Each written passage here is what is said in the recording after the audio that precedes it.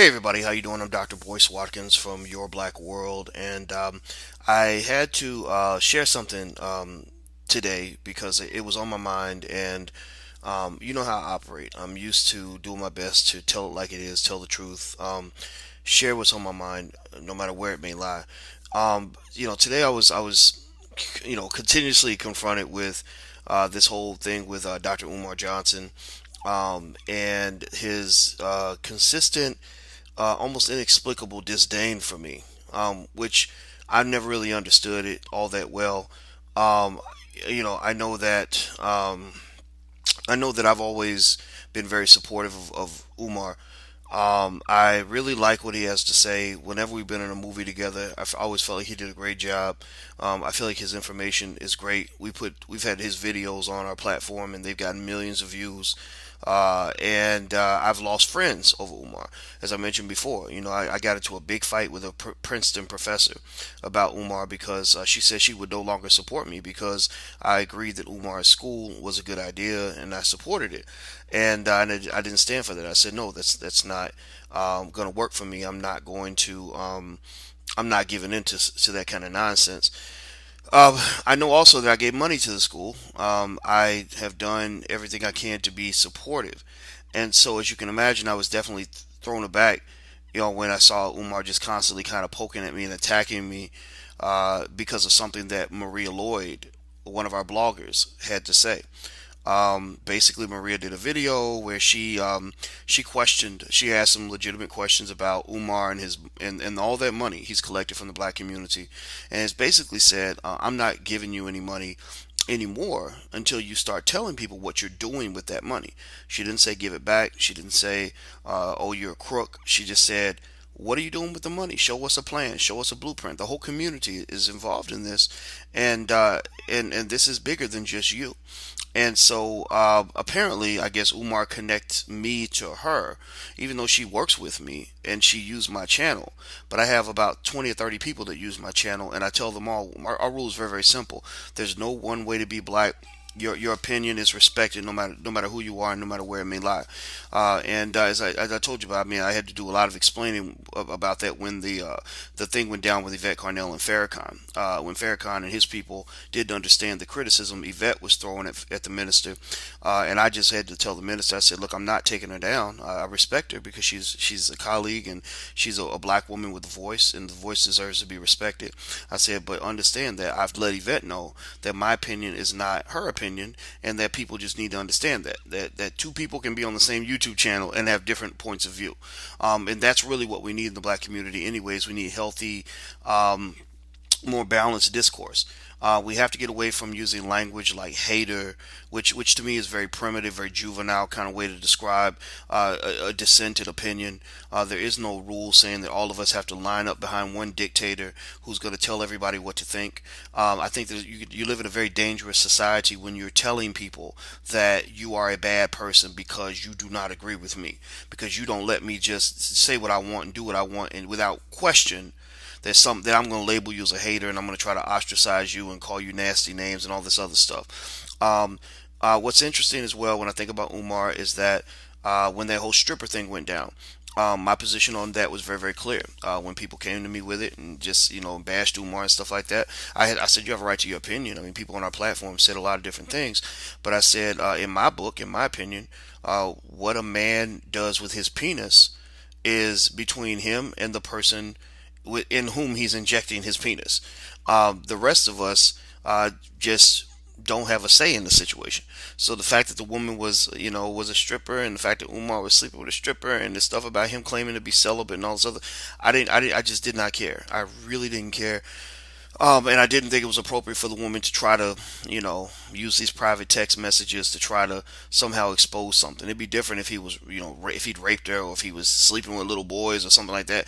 That's a different kind of thing. But if you're trying to expose a man for having sex, then guess what? You'll be exposing every man that's ever lived in the last 100 million years.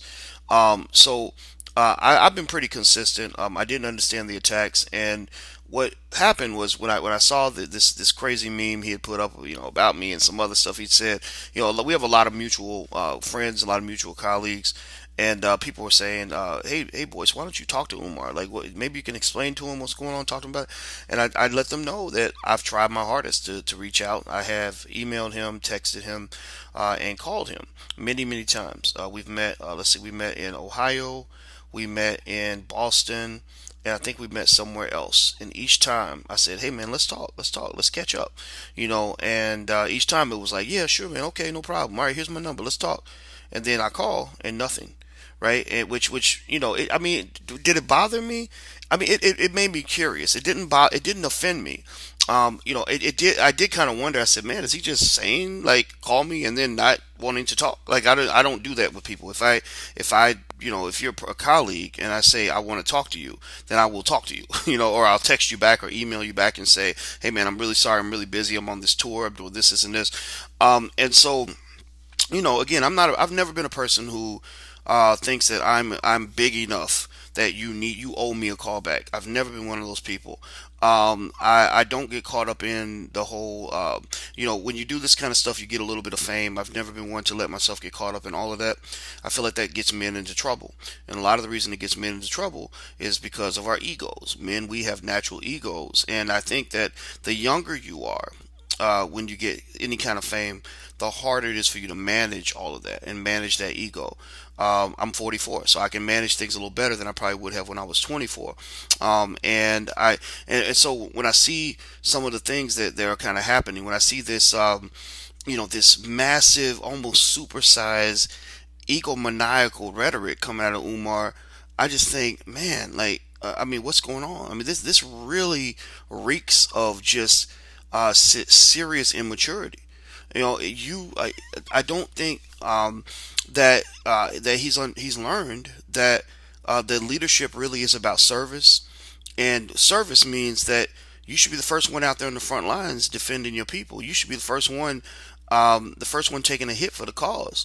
You should be the first one, really out there putting it on the line for the things you believe in, because you're there for the people. You work for the people.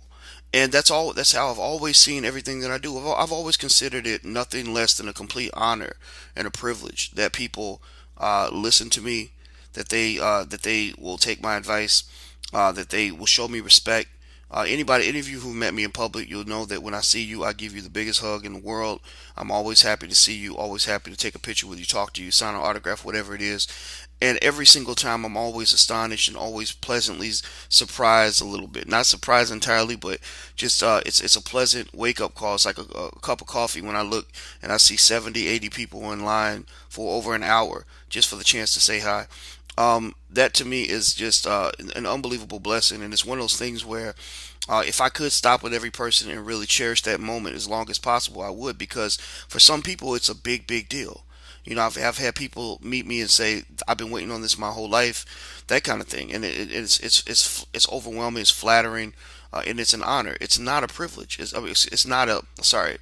It's an honor and it is a privilege, but it is not a right of mine. It's not something that I take for granted. It's not something that should lead me to feel like I'm better than you, or should lead me to feel like I have the right to say anything about you or to you or whatever. I mean, don't get me wrong. If somebody comes incorrect in terms of bringing a bunch of nonsense or a bunch of petty, ridiculous attacks over silly stuff, I have no problem shutting people down. I mean, you know me. I tell things like they are.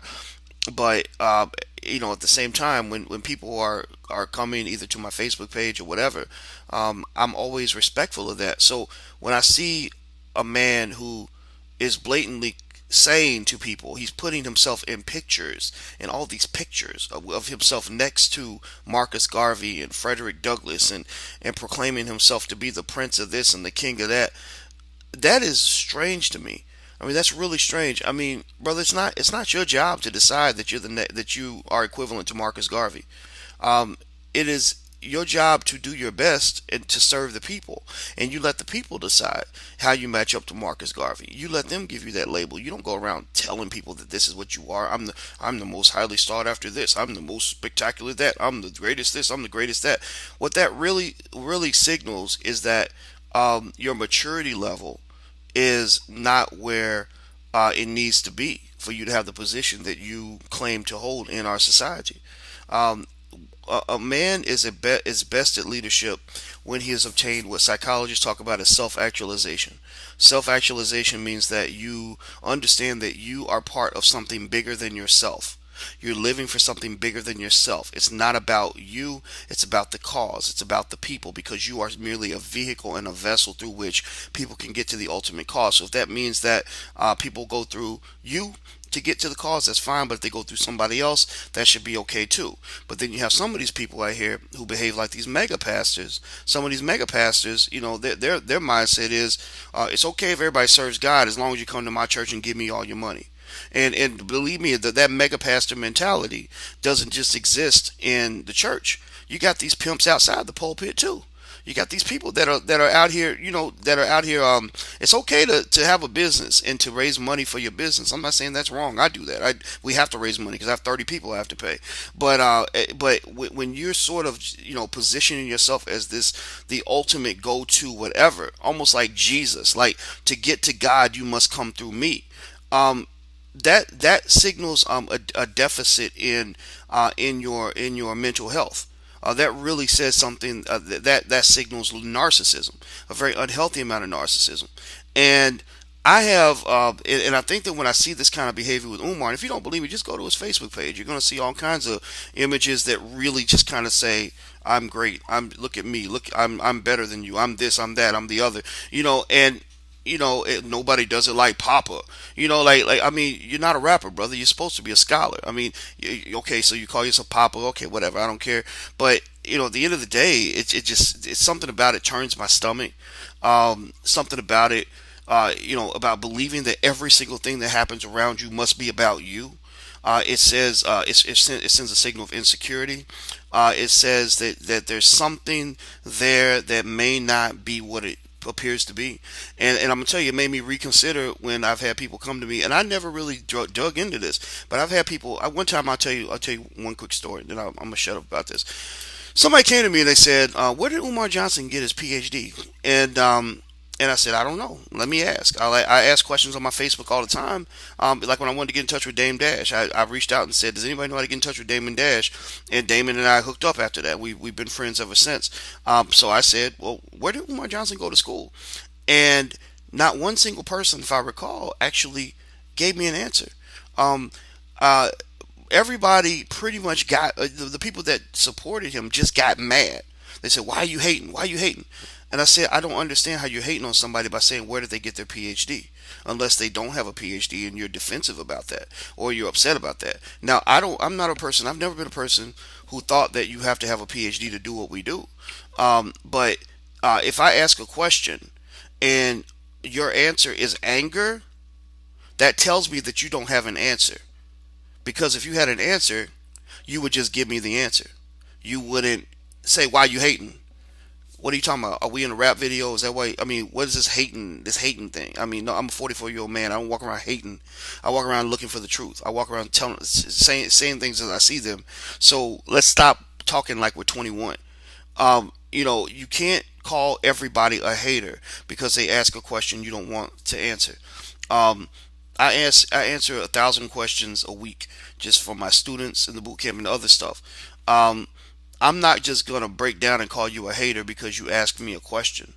That doesn't make any sense to me. So, in fact, I would love for anybody to tell me if Umar really is Doctor anything. And again, I see a lot of fake doctors all around all the time, like Doctor Fairgray. Doctor Fairgray ain't got no doctorate. But and I will tell you, my doctorate was real. I went to school for a decade after college to get my doctorate. And so, if I were to really get, I guess, upset about that, I guess I'd say something about it. But my argument has always been, I told people this. I said, look, I don't care if Umar has a doctorate or not. I said he's obviously a smart man. The things that he shares are obviously brilliant ideas. His delivery is extraordinary. I give him the same respect I might give, say, people, public figures that we respect. Like, for example, financial advice. I have my PhD in finance.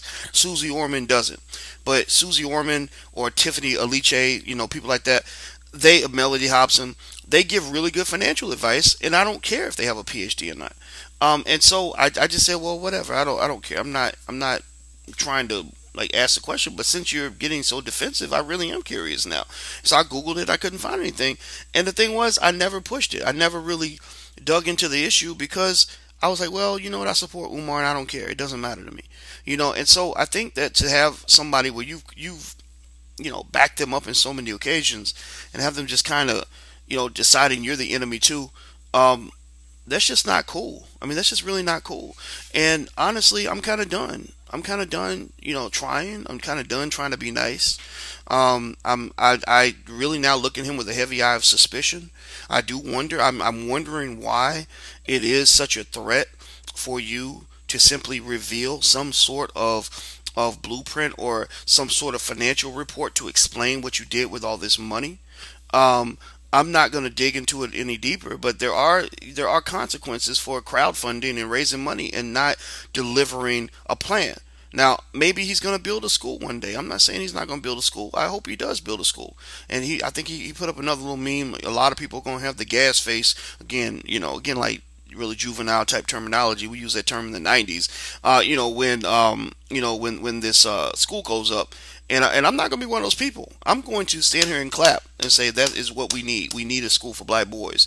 But at the same time, I don't think you should go crazy and call everybody a hater and call women names and attack people because they ask you a question, brother. I mean, seriously? You collected $500,000 from the black community. You owe some motherfucking answers. Excuse my French. You owe an answer. People have a right to ask you, what are you doing with my money? And stop acting like you are such a king and so high and mighty that you don't owe anybody an explanation but your mama. That doesn't make any sense. So that's it. Y'all see I'm getting mad. I need to quit. When I start cussing, that's me just getting mad. But I'm sorry. I gotta call it like I see it. I don't know about this guy. I don't know what's going on. I honestly wonder if I know he's a psychologist, but I'm like, okay, is the mental health really there? Why is it that people are reaching out trying to connect and support you, and you are treating them like they are enemies? I was operating under the assumption that maybe it was a misunderstanding, but now I'm no longer there anymore. Now I will say that there's just certain people out here that I don't trust. You've heard me talk about them. I told you quite plainly after being next to Al Sharpton how I felt about working with Sharpton. I don't talk to Sharpton anymore. I don't work with Sharpton anymore. I told you I used to go on Fox News back in maybe 2007. I told Fox News I'm not coming back, and I haven't been back. Same thing when it comes to Umar Johnson. I guess you could never say never, but as it stands right now, I have very little interest whatsoever in having a conversation with him. I have very little interest in supporting him. I will support the people. I will not fault you if you tell me you support him, because a lot of the people that support me, they really like Umar, and I think that's okay. I think they have a right to like who they want to like. But I can't support this craziness. It's weird to me. It doesn't make any sense. And if you want to wonder if it bothers me, it really does. I mean, it bothers me. It was honestly a little bit hurtful, to have this person that you look up to kind of behave in this way. I'm not afraid to say that it actually made me say, man, like, what did I do? Like, is there something else is there a way I can approach this? And so I don't know. So I'm done. I'm not going to talk about it anymore. And I apologize for cussing, but you've heard me cuss before. I told you, that's me and my daughter. We both potty mouths. But at the end of the day, what I will say to people is this: whoever you support, whoever you choose to, back in terms of their ideas or whatever, always just remember, never let anybody convince you to let go of your critical thinking skill. Question everything.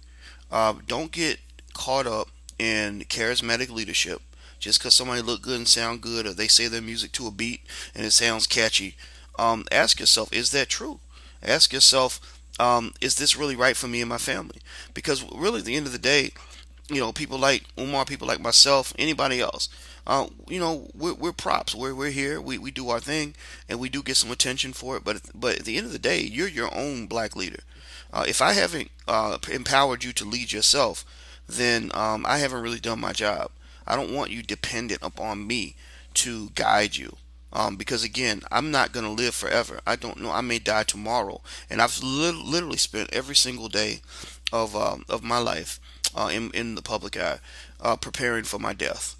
Every day I'm always thinking, what if I'm not here? So I make videos. If you want to know why I make a lot of videos and write a lot of articles, it's because I'm leaving a trail of ideas.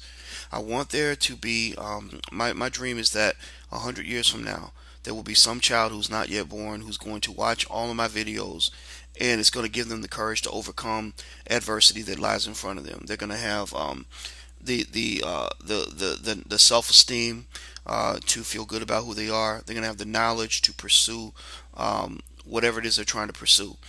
That's what I really think about. And it's not, I know it sounds gloomy to say this. People thought when I started talking about this kind of stuff, people think that I'm dying or something like that. And I say no.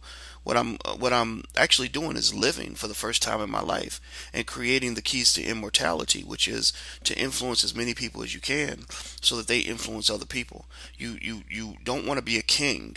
You want to be a king maker, and that's my goal. My goal has always been to be a king maker. So when I talk to you, I want you to be a king. I don't want you thinking that Boyce Watkins is the greatest, whatever. I mean, if you want to thank me, that's fine, but don't thank me in a way that says that I'm better than you. I'm not better than you. I'm not anything in this world that you can't be yourself, and I want you to aim for that. So that's all I really want to say. I'm going to stop talking, guys. And I know some of you may be disappointed to even see any of this happen with me and Umar, but I owe you the truth, and I'm not gonna sabotage what he's doing and try to undermine it. But at the same time, I'm not gonna just blanketly get behind something, remain silent about something when it really bothers me. And this is something that really bothers me. I literally woke up today and I said, I saw a couple of things. And I said, okay, that's enough. This is silly. So anyway, take care. Talk to you guys soon. I love you. Peace.